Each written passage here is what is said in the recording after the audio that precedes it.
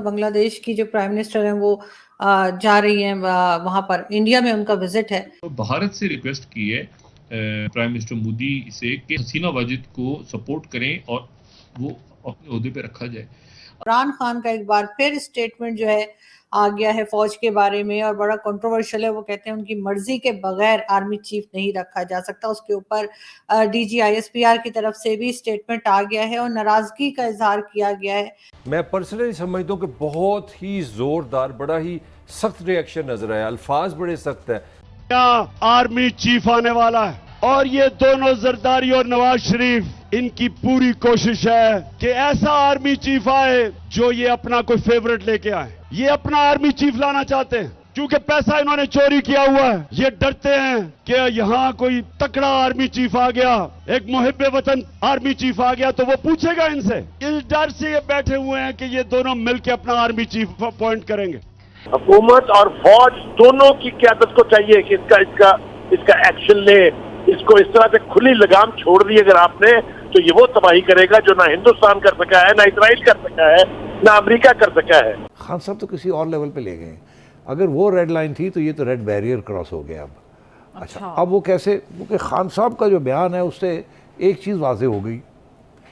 पहली बात तो ये है कि वो समझते हैं कि इस हुकूमत का रहना एक दिन भी और वो इनको एक्सेप्टेबल नहीं है। क्यों? क्योंकि अगर ये रह गए नवंबर तक तो फिर अगले आर्मी चीफ की अपॉइंटमेंट ये हुकूमत करेगी। अभी चाइनीज प्रेसिडेंट का था तो वो भी कैंसिल हो गई। उधर से भी बात, उन्होंने कहा कि जी यहाँ तो हर वक्त प्रोटेस्ट होते रहते हैं, हर वक्त कुछ ना कुछ चलता रहता है। पैमरा की जानिब से बोल का लाइसेंस मुअत्तल कर दिया गया। बोल की बढ़ती मकबूलियत हुकूमत को हजम नहीं हो सकी और हक और सच की आवाज को दबाने के लिए पैमरा ने बोल न्यूज का लाइसेंस मुअत्तल कर दिया।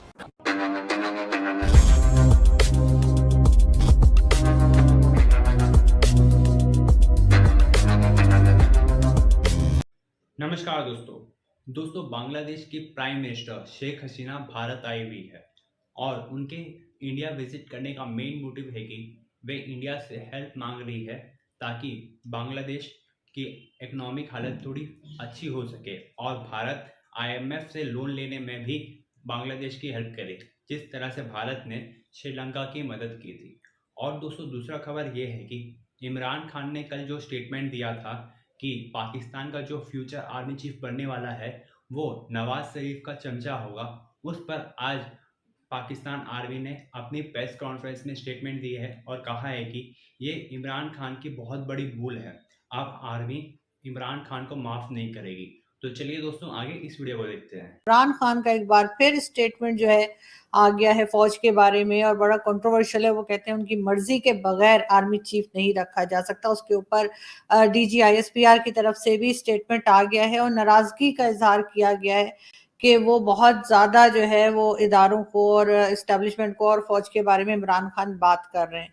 साथ साथ उन्होंने जो है ये भी कह दिया कि 1,40,000 पैगंबर आए थे। फिर उन्होंने ये भी कह दिया कि पाकिस्तान की आबादी 40 करोड़ थी। तो क्या कहेंगे, अब सब कुछ क्या हो रहा है? नहीं आरजू, इसमें खान साहब ये नहीं सिर्फ चाहते कि आर्मी जनरल ही उनकी मर्जी का हो, वो तो ये भी चाहते हैं कि जजेस भी उनकी मर्जी के हो। खान साहब डिक्टेटर बनना चाहते हैं। खान साहब चाहते हैं कि वो जब तक जिंदा है इस मुल्क पे हुकूमत करें और उनको पूछने वाला कोई ना हो। ये खान साहब की ख्वाहिश है। अब वो आज आप एज ए पाकिस्तानी उस ख्वाहिश को आज आप मान लें या कल मान लें। जिस तरह खान साहब ने फरमाया था कि मैं नहीं तो टुकड़े तो करने शुरू कर दिए, टुकड़े तो होने शुरू हो चुके हैं। इंडिया की तरफ देखें सर, और अगर हम देखें कि उनके यहाँ जो इकोनॉमी भी जो है वो आगे की तरफ जा रही है और जो कहा जा रहा है कि यूके को भी पीछे छोड़ दिया, साथ साथ उनके यहाँ के लोग जो है वो जगह जगह सीओज लगे हुए हैं, पहले भी और अभी भी स्टारबक्स और कई जगह पे हम उन्हें देख रहे हैं प्रोमिनेंट जगह पे जाते हुए। आप स्टारबक्स के सीईओ की बात कर रहे हैं, तो ये तो अमेरिका के अंदर इन्होंने इंटेलेक्ट को तो आउटसोर्स कर दिया। सारा इंटेलेक्ट तो भारत से आ रहा है इस वक्त। अपने बच्चे इनके तो सारे नशों पे लगे पड़े हैं। उन पे तो इस वक्त आप आईवी लीग स्कूलों में जाए तो वहां पे सिर्फ चाइनीज और भारतीय बच्चे इंडियन बैठे होते हैं और हमारे जो है वो पैसों के चक्कर में है, वो चाहे लीगल हो इलीगल हो, जिस तरह भी फोकस तरक्की, हमारी तरक्की का पैमाना ही सिर्फ ये है कि जिसके पास पैसे ज्यादा होंगे वो हम समझते तरक्की याफ्ता है। सर साथ साथ अगर हम, आपने जैसे बांग्लादेश का नाम लिया, तो बांग्लादेश की जो प्राइम मिनिस्टर हैं वो जा रही हैं वहां पर, इंडिया में उनका विजिट है। उसको आप किस तरह देख रहे हैं कि क्या आगे हम देखने को मिलेगा हमें, क्या कोई नई बात होगी? क्योंकि पाकिस्तान के यहाँ तो कोई आ रहा नहीं, पाकिस्तान में कोई आ रहा नहीं है। अभी चाइनीज प्रेसिडेंट का था तो वो भी कैंसिल हो गई, उधर से भी बात उन्होंने कहा कि जी यहाँ तो हर वक्त प्रोटेस्ट होते रहते हैं, हर वक्त कुछ ना कुछ चलता रहता है। तो सुनने में यही आया है कि वो जो उनका विजिट था वो कैंसिल हो गया। अब कब तक के लिए मालूम नहीं, लेकिन भारत में अगर हम देखें तो कोई ना कोई आता रहता है। साथ ही जैसे कहा जा रहा है कि जो बाइडेन का भी काफी चांस है कि वो भी भारत को विजिट करें। देखिए, भारत ने जो पिछले 20 सालों में जो तरक्की की है, मैं वेरी इंप्रेसिव। उसकी वजह यह है कि यहाँ अमेरिका में भी जिसके भी कोई पॉलिटिकल इंटेंशंस हो, वो ये समझता है कि उसका भारत का दौरा या भारत के साथ रिलेशनशिप जो है वो बड़े जरूरी है।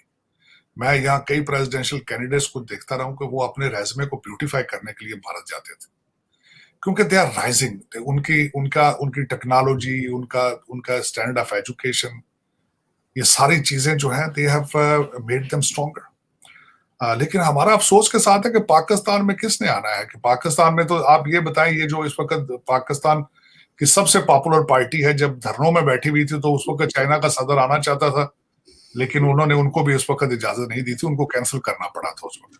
तो हसीना वाजिद जो हैं वो 3 साल के बाद पहुंची हैं, भारत का दौरा कर रही हैं। और दौरा जो है उनका इम्पोर्टेंट इसलिए है कि इस दौरे में बहुत सारे मामला बांग्लादेश के अंदर बहुत सारे इश्यूज चल रहे हैं इस वक्त। गंदम वो भारत से लेना चाह रहे हैं, कनेक्टिविटी के ऊपर बात करना चाह रहे हैं उनके। और ज़ाहिर है जब ये नॉर्थ ईस्ट के अंदर जो मामला नॉर्थ ईस्ट के अंदर खासतौर पे, लेकिन 5 उनकी रियासतें ऐसी हैं जिनकी सरहदें मिलती हैं बांग्लादेश के साथ भारत की, और उसमें सबसे बड़ी आसाम है और इंसर्जेंसीज हैं वहाँ पे, बहुत कुछ चल रहा है। लेकिन इस पूरे के पूरे वो जो साइड है ना बांग्लादेश की साइड, उसको हम म्यांमार से या थाईलैंड से या बाकी जो हैं उससे हम हटके नहीं देख सकते। और खासतौर पे वहाँ पे चाइना का भी बहुत असर रसूख है। लेकिन ये दौरा इंपॉर्टेंट है। इस दौरे के अंदर इंपॉर्टेंट इसलिए है कि कोई बड़ा ब्रेक थ्रू नहीं भी होगा तो मतलब एक पेचीदा सी सूरत हाल है खित्ते की, तो उसमें ये मुलाकात अच्छा है कि कोई यानी दोनों मुल्कों के दरमियान जो है वो कशीदगी, क्योंकि मोदी जब वहाँ गए थे तो मुजाहरे हुए थे पिछले साल बहुत ज्यादा, लेकिन कोई बड़ा मतलब कोई डायनेमिक चेंज मेरे ख्याल से ना आए इसमें, इस दौरे के नतीजे।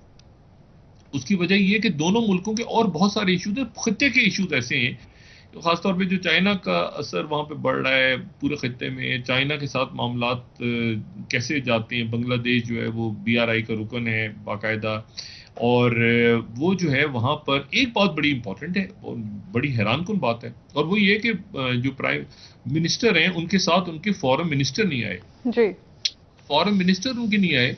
और मैं यहाँ पे डेली स्टार को कोट कर रहा हूँ, जो 8वीं खबर है हमारी, ये बांग्लादेश की डेली स्टार को, कि इंडिया विजिट फॉरेन मिनिस्टर मोमिन नॉट अकम्पनिंग PM हसीना वाजिद।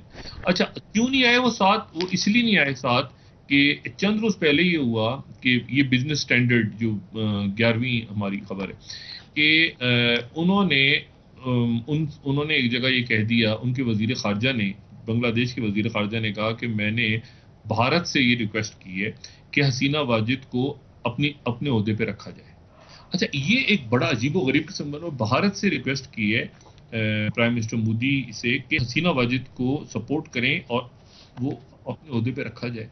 अच्छा, ये जो बयान था, ये बयान मैं यहाँ पे हम कोट भी कर रहे हैं ज़ाहिर रेफरेंस के साथ, ये इसके ऊपर वहाँ काफ़ी हंगामे हुए। न्यू एज बांग्लादेश जो है वो गणतंत्र मंचा जो वहाँ पे अपोजिशन का अलायंस है, उसने डिमांड किया रेजिग्नेशन फॉरेन मिनिस्टर का। फॉरेन मिनिस्टर ने बातें वाजे वगैरह की, लेकिन फॉरेन मिनिस्टर का साथ ना आना जो है ये बड़ा इंपॉर्टेंट है कि फॉरेन मिनिस्टर साथ नहीं आए। बड़ा अच्छा उनका रेड कारपेट, 4 दिन का दौरा है हसीना वाजिद साहबा का, और वो दौरा जो है वो इंपॉर्टेंट दौरा है। मैंने आपसे कहा कि तलखियां बड़ी हुई हैं रीजन का, बड़ा बांग्लादेश की हालात भी IMF की तरफ, मईशत आगे पीछे, श्रीलंका, नेपाल, ये मतलब